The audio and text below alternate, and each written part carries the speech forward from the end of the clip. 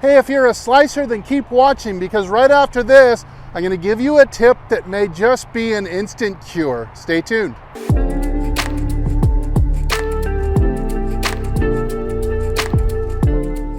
Hey, this is Steve with HitItLonger.com. I continue on my journey to hit the ball longer and straighter than I ever have. Hopefully I'll help you too. Now, since the face angle of the club with most slicers is open, we've got to figure out a way to get that thing closed or square more often so the ball will take off straight or maybe even draw a little bit. Now, you want to go back to the beginning and take a look at your grip. You see, a lot of the students that I teach, their grips, if they slice, tend to be too weak, which means thumb at 12 o'clock and gripping it across the palm like that.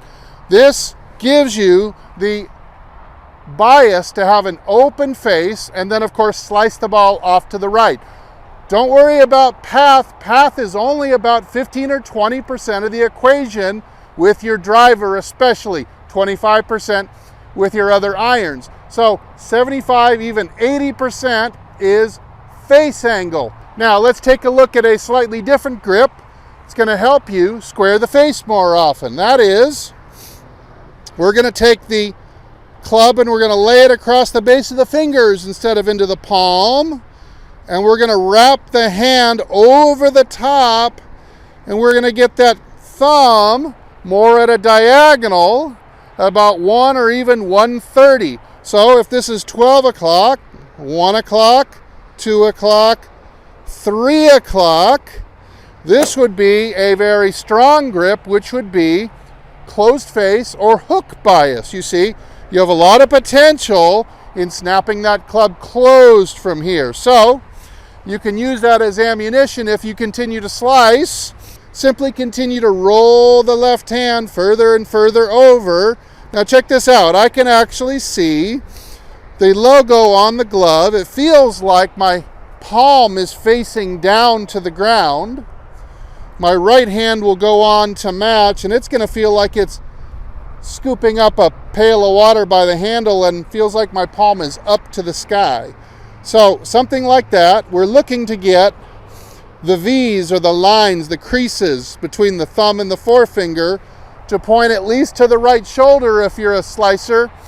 You want to turn into a drawer, we got to get the grip what we would call stronger. So you'll see here, if I can get this grip nice and strong like this, and we'll take a look at a shot.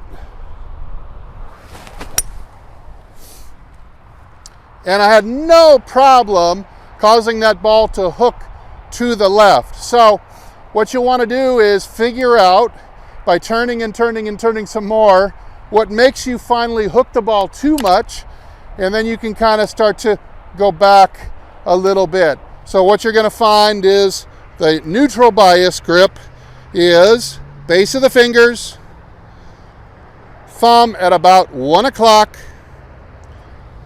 put the right hand to match, and you're going to have a little better chance of squaring up the face. Now in general, I want you to remember the simple rule that when the shots get that bad, you're hitting the ball that poorly, you should always return and examine your grip and your setup. A lot of errors can be corrected or minimized there. All right, so hopefully getting your grip to be a little bit more solid is going to help you slice either a little bit less or maybe start to turn a few draws over out there on the course. I really hope it helps. If it does, I hope you'll give me a comment down below. Don't forget to like and subscribe. I'm Steve, and if I don't see you in the next video, I'll see you longer and straighter down the fairway. Everybody take good care.